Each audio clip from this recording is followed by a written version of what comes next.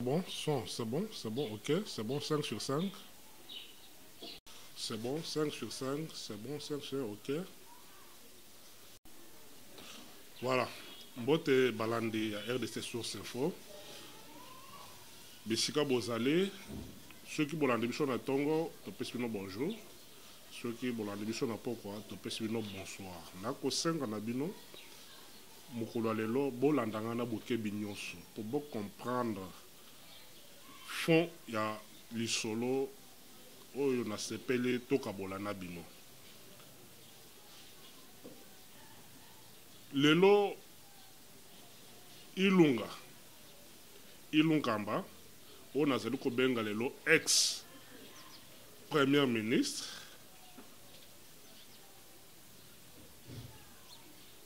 Yewana Acholi. Wazali premier ministre lelo abenge ex premier ministre Yewana Acholi. Il y a des fois na zo metuna question ya koyeba est-ce que ya solo na mboka na biso oyo ilunga mbako benge professeur. Est-ce qu'il y a solo bakoki ko benga ye professeur?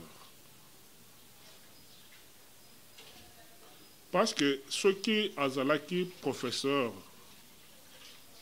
na kanisi alingaki akende au-delà ya makanisi na ye esengelaki asala effort munen à comprendre ba réalité oyo tozali nango mokolo ya lelo na kati ya mboka na biso. Nazo profiter na occasion oyo na féliciter le professeur Lunda Bululu ndenge alakisaki ya solo na face ya monde mobimba que non, c'est un homme intègre. Azali motu ya bwanya pe ya mayele. Est-ce que tokoki ko comparer Ilunkamba na Lunda Bululu? Na koloba noki noki te parce que Ilunkamba aponi ye moko nzela ya humiliation.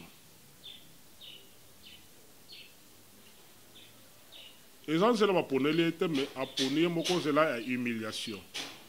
Nde eloko ekomeli ye. Lelo, il faut boyeba que président Félix Sekede azali mutu oyo akoli na politique, avandi na politique, a maîtriser makambo ebele, ba rouage ebele na kati ya politique, ba contour makambo ebele a maîtriser na kati ya politique, oyo pe ebele ba koti na politique par accident, on a zo bien ba parvenu politique, bazali ko maîtriser te. Bakanisaki président de la République Félix azali facile ya ko effacer zoka ba mikosaki.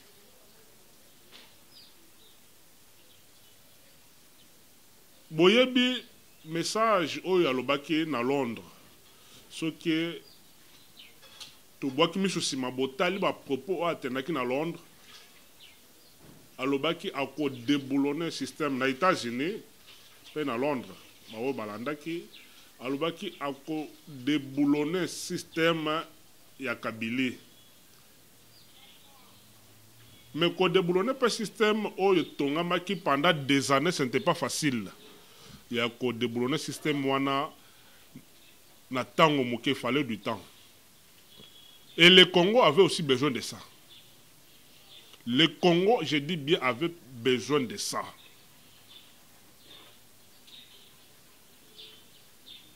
Comment batu bakoki kozela que non kaka na prise ya pouvoir ya Félix Sekedi mbala moko a déboulonné système. On y faut à la bête pour croire bongo.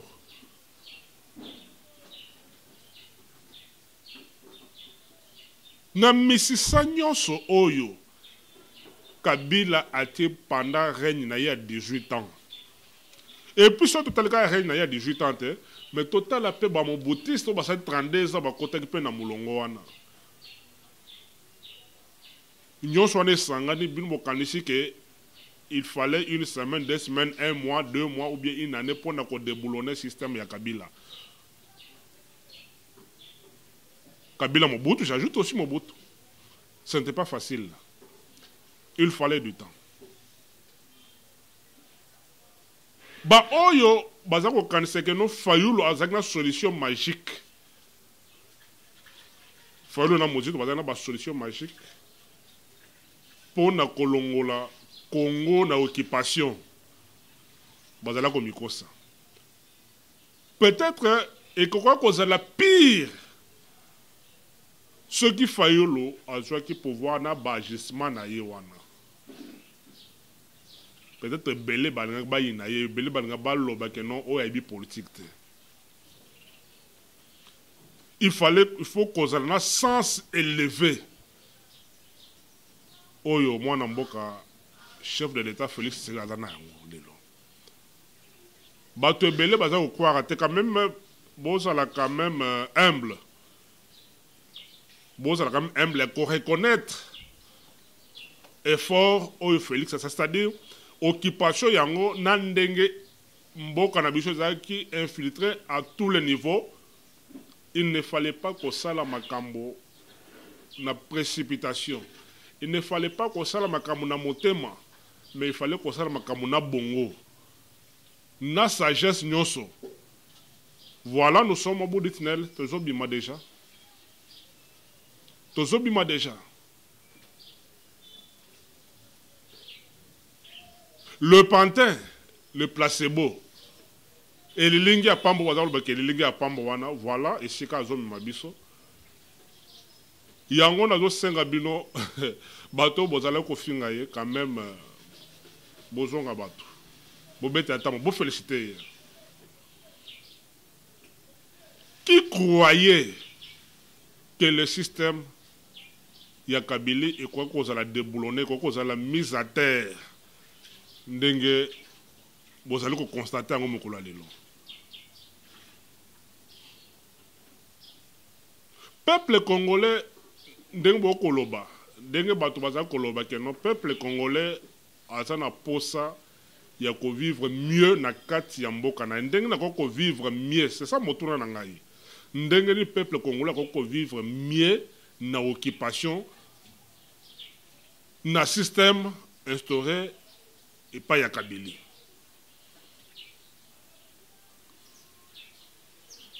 Rien ne pouvait marcher avec ce système parce que le système moko où les allons commencer à fuite ya ba recette à l'état ba capitaux. C'est-à-dire mbongo moyen contre la caisse à l'état et servi peuple congolais à la quitter. C'est-à-dire ba bongisa ki nyonso avant ba lungwa. Ba yebi ke no oyo mbongo oyo eko échapper boy, oyo eko échapper boy, oyo eko sala boy. C'est-à-dire, aux autres côtés de la caisse à l'été, ils allaient quitter. Moi, le peuple a se retrouvé, ils allaient quitter. Ceux qui ont tel peu malam, beaucoup d'entre eux, bateau, il y a FCC, Belé, oh, Balungwen, la FCC, va continuer union sacrée. Et Belé, même les décisions que prenait le président, dans le niveau du conseil des ministres, ils allaient exécuter, n'étaient pas premier ministre. N'a pas membre, monsieur le gouvernement. Pourquoi? Parce que Bazala, qui dépend de l'autorité morale, de Kabila. Oyo aza koluka makambo changer parce que Congo ezaki bité na bango de guerre. Bozo comprendre ce que réalité lelo qu'il fallait du temps.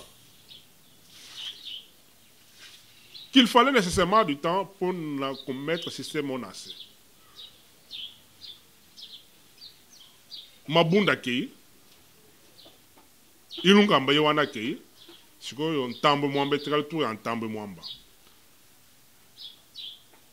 Aujourd'hui, le Congo doit revenir aux Congolais. Les dirigeants congolais doivent prendre les choses en main. Les Congolais doivent prendre les choses en main pour redresser l'économie du Congo.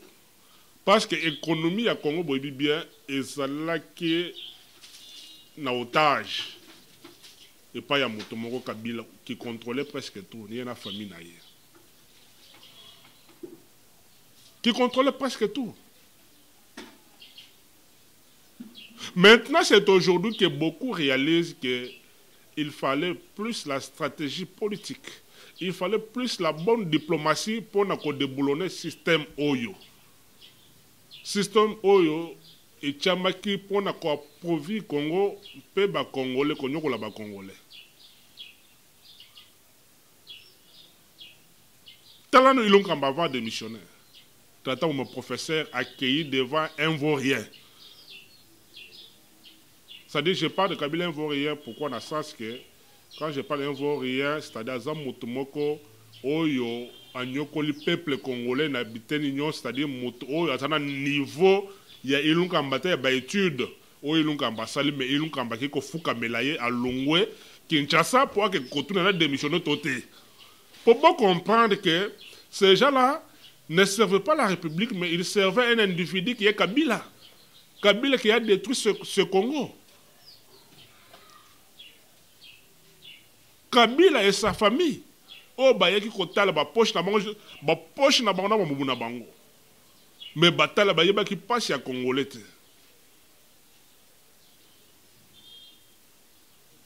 Bébé passe à Congolais. Mais je vous dis Kabila ya na babot. Tobinde Kabila ya. Mais le long Afrique Oyo. Quel individu Azana Mongole Kabila. Kabila est devenu plus riche que le Congo. Quand je dis plus riche que le Congo, parce qu'il n'a pas de ressources. On n'a pas de ressources, d'accord, mais dans mon solo. On bon, on sait que bidie na biso ya Congo. Kabila leki, bon Kabila zana ngoe leki yango. Azumbo on a. C'est pour vous dire que le Congolais et demander que le Congolais, partout où il est, il doit prendre conscience et soutenir le chef de l'État, Félix Antoine Tshisekedi, pour tout libérer le Congo. Pour ennemi à Congo, on a une carte d'institution à Congo. L'institution nous sommes armés par la sécurité de sécurité de renseignement, nous sommes ennemis à se sentir mal à l'aise à Kima.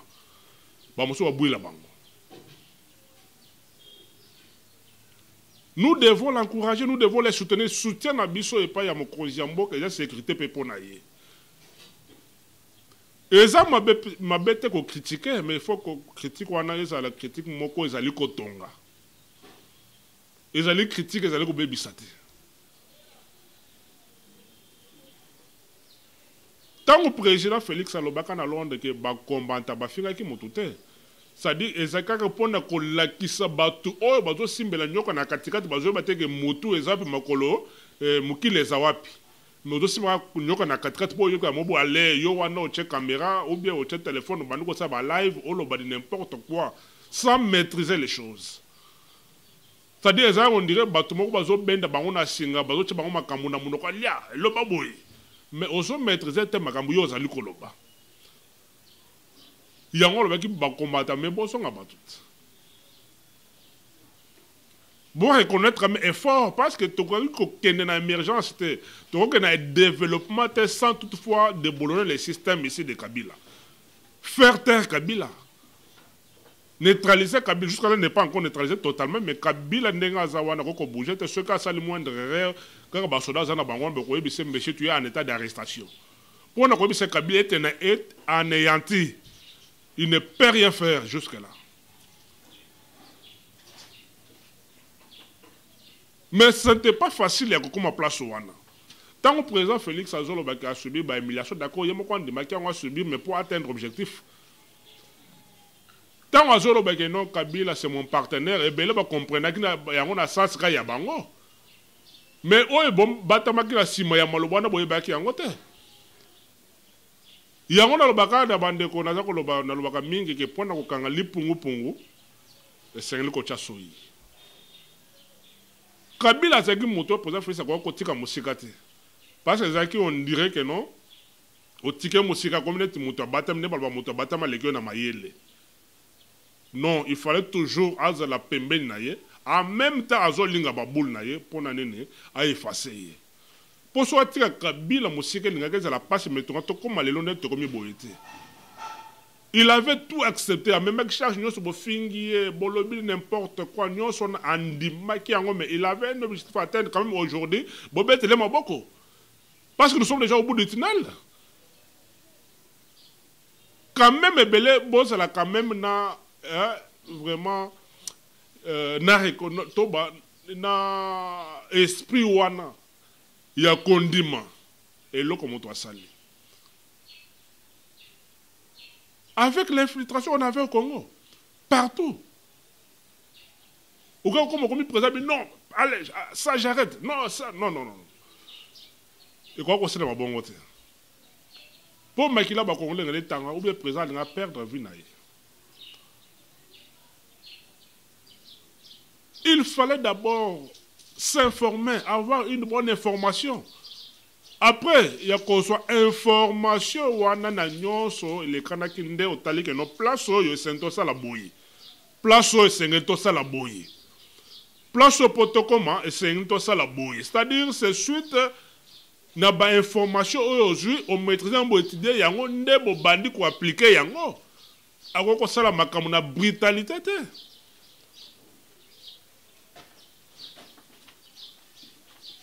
Ce mandat n'était pas facile. Pour Kokisa, vraiment, il fallait qu'on ait toujours une stratégie. Oye appliquer tout le monde bisoban sondenge tozo koma na suka ya masolo na système ya Kabila. Aujourd'hui, l'union sacrée, c'est l'œuvre s'est élargie. De mauvaise foi. L'objectif aujourd'hui pour les chefs de l'État était d'abord de couper ces cordons qui liaient les députés à Kabila. Ces cordons-là, parce qu'ils dépendaient de Kabila. Même les ministres, tous, c'est-à-dire avant qu'on le Kamoa Boye, c'est-à-dire qu'il faut pas se référer à Kabila, au lobby, tout ça, là.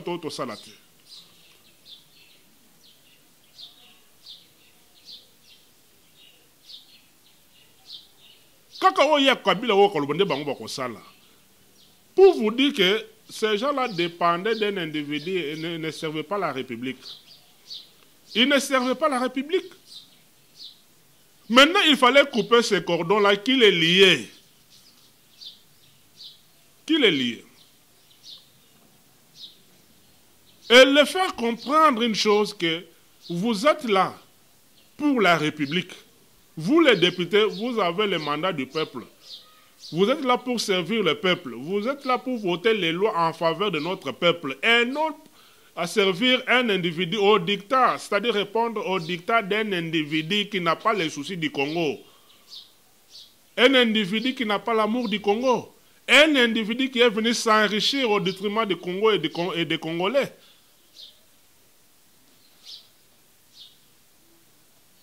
Ndenge a coupé cordon wana lelo. Je vous dis, tous ces députés wana, ba ministre peut côté na gouvernement, ba kolanda vision chef de l'État, ezali ya ko répondre na attente à peuple congolais oyo.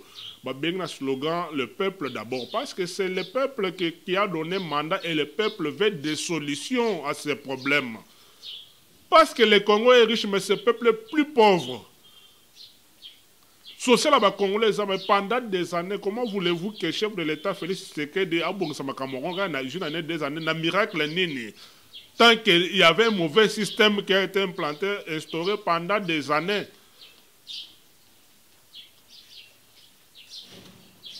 Et vous devez comprendre que c'est le moment maintenant. Il y a beaucoup de méthodes, surtout bateau, bazakina méthode mabe, bateau, bazakina la mort. Tout dit ça, mon akati amoka, tout soutenir le chef de l'État pour tout qu'il ne liboso.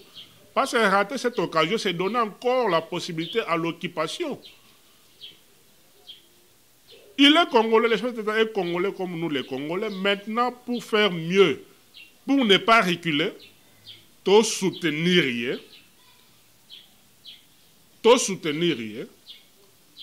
pour tout effacer ne pas le faire, c'est l'exposer. Et nous allons les regretter. Nous allons les regretter parce que le système d'occupation, et quoi sous ma carte, je vais un exemple, soki balongoli démon na kati na yo ba chasser démon que yo na kati o milengeli su bien te o milengeli bien te démon wana abimi azokende ko renforcer akoyena ba démon ebele pour ba occuper les sous place et cause la facilité na tempe mukete pour na kolongola bango pour ayeko akiko zo renfort si ko biso ba kongo c'est un peu milengela to cha ba garde fou talo ba to milengela to cha ba comme ça dit et ça soutient na biso na chef de l'état pour que Congo et la taro biasika Congo est se développer batu lokola ba ilunkamba oyo to revivre bango le sous-sauté batu lokola ba mabundi to revivre bango le sous-sauté to revivre bango le sous-sauté.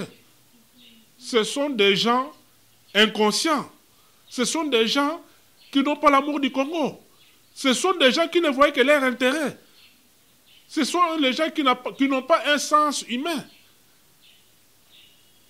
Ce sont les gens qui ne font même pas donner encore l'occasion d'aimer.